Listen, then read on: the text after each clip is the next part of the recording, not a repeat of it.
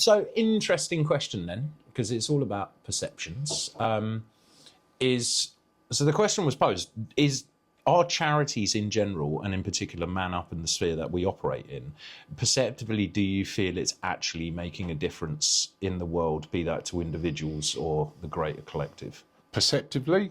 Yeah, because it's your perception, isn't it? Yeah, it's not mine, but it's you know, I have my own. everybody. Yeah. Well, of course you do. Yeah.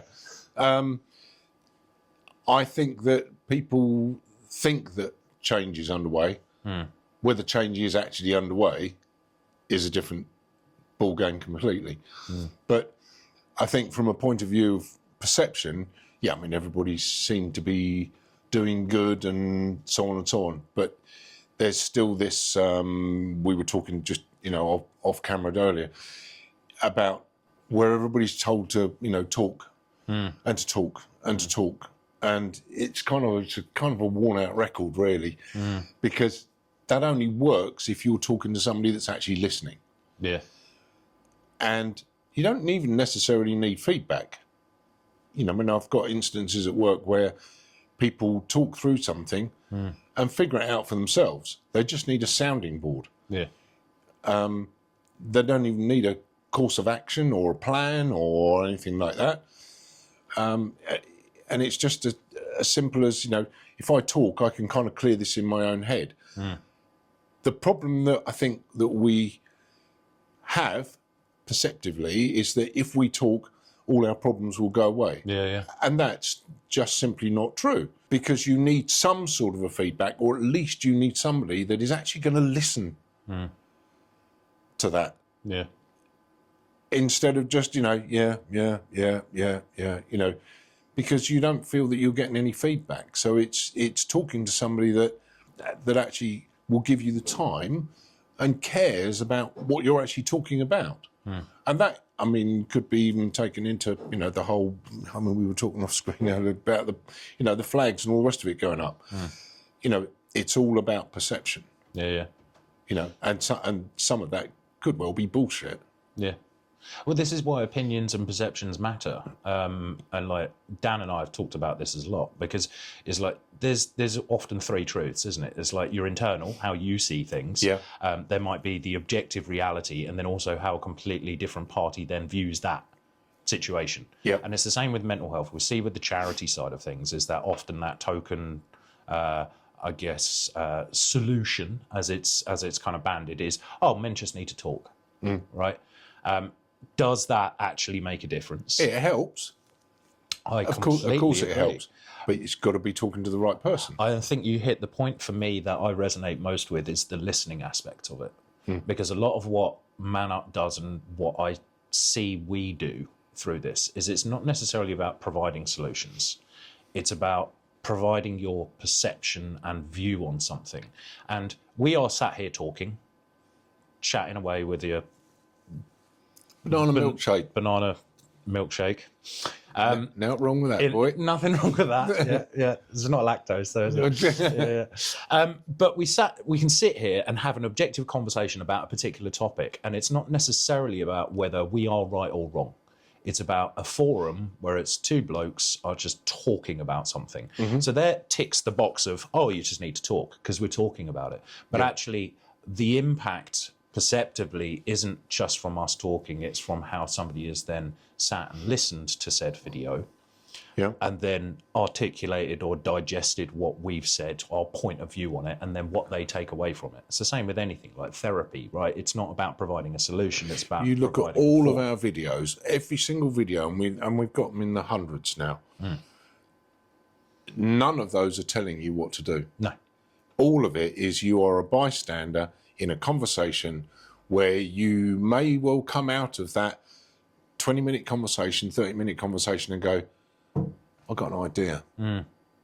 That, you know, what that guy went through in that submarine or as a sniper, or that resonates with me somewhere upstairs. Yeah, I can understand exactly where that guy's been, and actually that might help me. And that's all of our videos. Yeah. Every single one that runs into the hundreds. We've never told anybody what to do. Yeah. We've asked people and said, you know, in your situation, you know, if you knew somebody that was in your situation or in your mental state, or when you were at your worst or when you were at your best, what would you do? What would you recommend that a path that somebody follows? But that's all. We're not telling anybody. You know, I mean, we're kind of almost, I mean, we're signposting and literally having the conversation where you hope then that people are going to listen. Well, that's why I gravitate towards it, because it's creating a forum or a platform where it's then perceived to be okay to talk, rather than telling people you need to talk more. Yeah. It's doing that in a slightly more respectful fashion, I think, because it's not about, oh, you have to then impart your wisdom onto somebody else. Oh, you just need to open up. That's the solution. Yeah. Like, you'll have every other charity is often the same, and it's the same thing. It's like, oh, men just need to talk. Well, that doesn't work for everyone. It is a spectrum. Everyone's wired differently. They deal with things in different ways, but sometimes it can be this impact we talk about. Are we making a difference? Are we making an impact?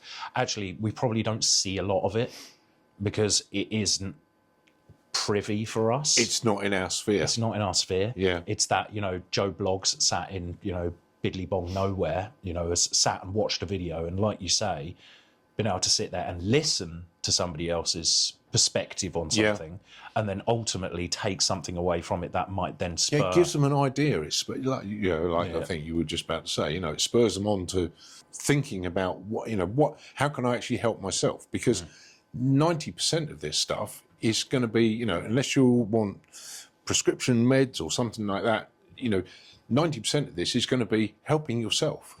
So do you think all charities are necessarily making a difference, or do you think there is, again, maybe it's not ulterior motives, but I do see activity in some areas where it's not necessarily as impartial. They are trying to impart a solution that isn't necessarily either right or wrong for people, but they are trying to force an agenda. The problem is that, you know, I think a lot of people, because they want to be seen to be doing the right thing, will come up with a black or white plan. Yeah. You know, there's no tones of grey in the middle there at all. And everybody, you know, nobody's going to fit into the, you know, into the black or the white category. You know, it's not a binary choice. It's a, you know, it's somewhere in the middle of that. And I mean, you know, we talk about a spectrum. You know, in that spectrum of all those greys, there is somebody's answer in the middle there. But you know, I think that the problem with a lot of the big charities is the fact that they are very prescriptive over, you know, you should do this or you should do that. Yeah. In terms of raising awareness. Yeah, I mean, great. You know, they spend, you know, millions on their, you know, their branding and their social output and so on and so on. But is it the answer? No. The only thing that I would say is that if I'm not, you know, if I'm working closely with you or hanging around with you at the, you know, the Viking thing or, you know, one of the band things or something, I'm aware of that situation and I see you starting to struggle, it gives me, you know, the opportunity to ask you for an invitation to, Phil, got 10 minutes, you know, we'll go and have a quick beer and have a natter to me. Yeah, I don't see myself. Do you think guys find that harder, though? Like, do you...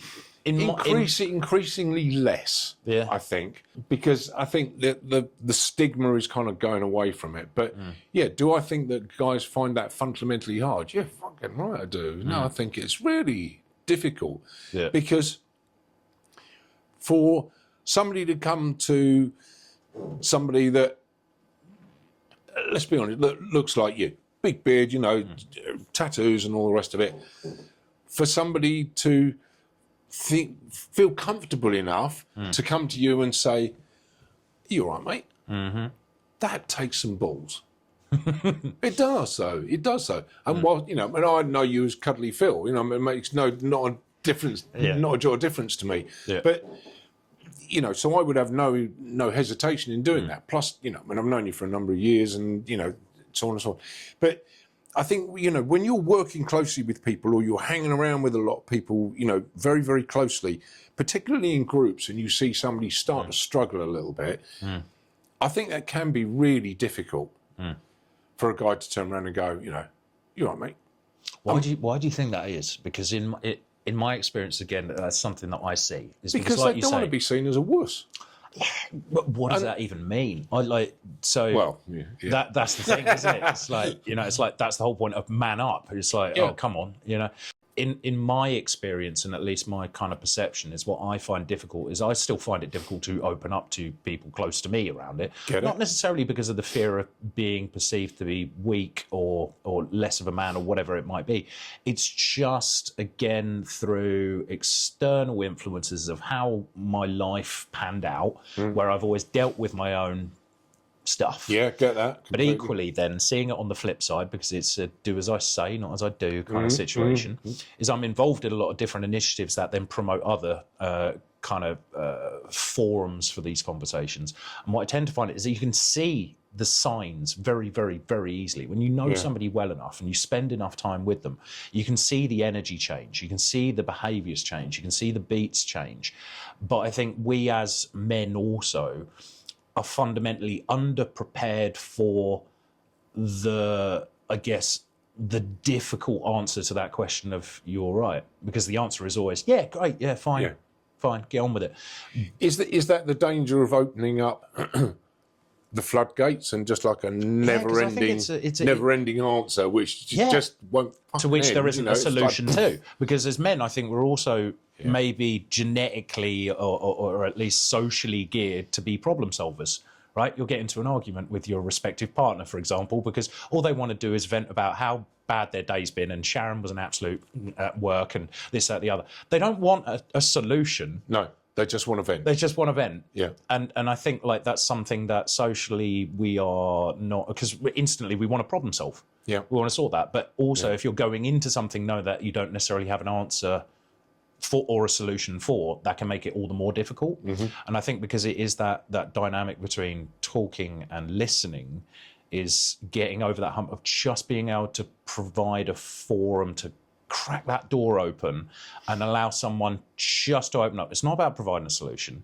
It's not about providing an answer to it. It's just airing a topic and getting the internal monologue external, because that's often where you can then self-reflect better. So do you think then that men are not prepared to listen because they think that they're going to be asked for advice which they can't give, because there isn't a plan, there isn't a problem solution at the end of it? Not necessarily that they are expecting to be asked for a solution, because I think we're all pretty much the same creatures, as well as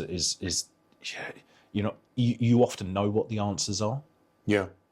To a certain degree, where it's like, I'm depressed, but I'm not eating well, or I'm not exercising. Well, it doesn't take rocket scientists to say, get out, have a walk, and maybe eat some fruit and veg, right? Yeah. I don't think it's necessarily because you're underprepared or anxious about potentially providing a solution.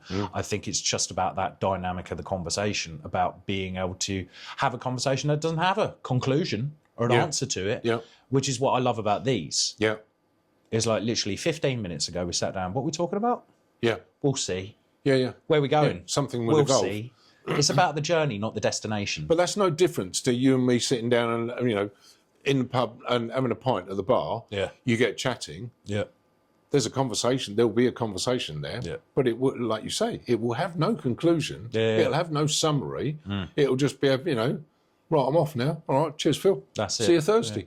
But equally, I think in those certain different forums, it can be very, very difficult, particularly if you've got a group or a collective of guys together. Is if you sense a change in somebody, it's like it's trying to find the right environment to be able to then start eking that out, even if it's just a phone call. Yeah. I'm terrible for it. I work in the digital communication sphere, right? So that's my entire, career and, life, really, isn't it? Do I call people? No. Do I? Fuck. I almost get offended when I get a text message or a WhatsApp. Shit, I've got to reply to that. Great. Now I'll just compartmentalise that and put that to later. I think it's the communication side of things, which is what we find difficult, because it's not necessarily, it's like you sense a change in somebody and you want to be able to open up and create that forum. I think it's just a lot of people aren't necessarily prepared to be able to deal with a conversation where it like somebody is struggling. Because it's a really difficult thing to do. Yeah. Because the way we're typically wired is to then try and provide a solution, but actually it's just that's not the right answer. Sometimes it's just being present. Yeah. And that's what I like about these ones, is because we can be impartial and present and give a perspective on something. Yeah. But going back to the original point of, does it create any impact? That's what I love about it, is it definitely creates impact, I think that we don't see or aren't privy to experience firsthand. Yeah, and that's the problem. You know, to go into the business world and, you know, have KPIs and ROIs and all the rest, all this shit that you know tag onto any action that you take. That's very difficult for us to monitor. What I will say is, from a lot of the messages that we get, private messages, you know, nothing that appears on social channels, you know that you're doing good because people come and thank you. And you think, well, if somebody's actually been bothered to pick their phone up, open Messenger up and say, you know, watch this, bloody brilliant. Yeah. You know, if somebody's taken the trouble to do that, you've made an impact. You know, you've changed somebody's life, potentially their life. And I think that's quite interesting. But yeah, I mean, you know, we have no way of monitoring, you know. I think it's difficult for any charity as well. Like, and also around the ethics of MANUP and how it supports certain things, because MANUP and the fundraisers that, you know, support the charity, we typically don't amplify a lot of what MANUP actually does invest that funding in, and for who. Yeah, right? Because it's not about amplifying other people's stories too much, you know, but it's the fact that it is being used to be able to create an impact and, you know, help people. Yeah. And that can be a fine line to tread, where you don't want to be that virtue signalling person that goes up to a homeless person with a mobile phone and go, here's a sandwich. You know, it's like, it's not about that kind of attitude. No, it's about absolutely not about creating that a forum which makes change. So, yeah, and I think that's a difficult line that a lot of charities are, because they have to try and validate what they're actually doing in such a way. Yeah. And I think that opens up a whole can of worms in its own right, because that then creates the content, the story, the narrative that might then be perceived as, oh, it's just tokenism, or they're trying to do this, or they're doing And the trouble is, I think a lot of these kind of, you know, these really big charities, you know, that are raising millions and millions every year, they need to justify that somehow. They need to quantify it to the people that are putting all of that money in. You know, well, it's all very well, but, you know, well, at what point does a charity become a business? Because, you know, it has to be run like one. Well, it needs to be run like a business, yeah. And I mean, we're finding that increasingly because we're busy as fuck now, you know, and particularly with all the kind of the social stuff and all of the research that we're funding for Susie Bennett and stuff like that. You know, you know, we are, and there's stuff which comes off of the back of all that. You know, I mean, we've got these 4 big talks that Susie's doing, you know, which we've obviously got a presence at, but there's stuff that spills off of the back of that, which is, you know, mammoth, and people don't think about that. Well, how do we try and justify that? How do we try and justify the expenditure of that, you know, with the room hire and the fact that we've got people there videoing and stuff like that? You know, not everybody can continue to do all of this stuff for free like they did 4 years ago, 5 years ago, you know, when we first set up, you know, like sort of a 2 or 3 man band. So it's, you know, it does evolve and it does take more time. But, so, I mean, I suppose internally we've got a justification, but how do you relay that? And this is where I think, you know, the bigger charities come, and coming back to this kind of, you know, this black and white with no greys in the middle, you know, that's, you know, all of our funding and all of our research and these millions of pounds that we put in, you know, here's your plan to cure your mental health. Because they've got to, they need something which is deliverable for all of that money and all of that effort. Do you think then, with the research work that we're doing with Susie Bennett, for example, is that the outcome of that work will need to try and validate its investment in some way? And how difficult is that going to be? Simple answer, yes. Is it difficult? Yes, horrendously difficult. The thing is, I think the further she works, the deeper into the rabbit hole she gets. And she needs to do that. Particularly with the audience that it's then not necessarily aimed at, but because of the topic and the sensitivity of it. Because, I mean, you know, the overriding thing is, why do men die from suicide? Well, that's, you know, but the research that goes on behind all of that and the explanations and how and why and the case studies that she's got of guys that were just, mistreated by their father, not sexually or anything like that, but just mistreated by, they didn't have a father figure. And that scarred them for life. And you think, well, there's lots of people that run around that don't have a father figure, with separations of families or, I'm one of those. It happens to loads. I mean, thousands, hundreds of thousands But that's of where it kids comes every down year. to perception, doesn't it? Because everybody's journey through life is different. Absolutely. It's like you say that I grew up with, objectively, I've had no father figure my entire life for varying reasons, which is not a topic for right now. But that directly influenced how I wanted to then conduct myself and what I see and put value in and how I deal with challenges and solutions. But equally, somebody on the So other... you've twisted that round into a positive. But Because again, you kind of betted... not because there's an answer. No. How? No. Fuck knows. No. Like, genuinely, but it was a driving force and a motivator for doing things differently. Yeah. Whereas then somebody who's wired differently has had a different experience, different background, whatever it might be. So it's such a spectrum.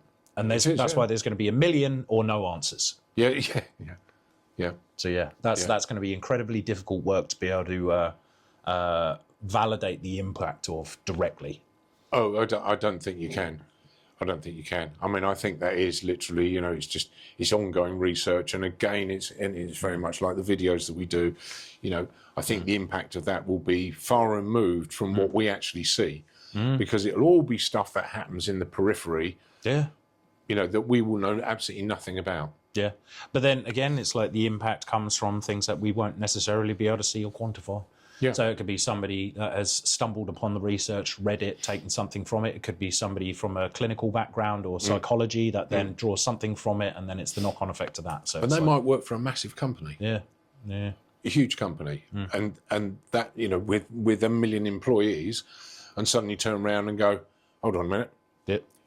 Our whole process, our thinking, everything behind the management of this company needs to change.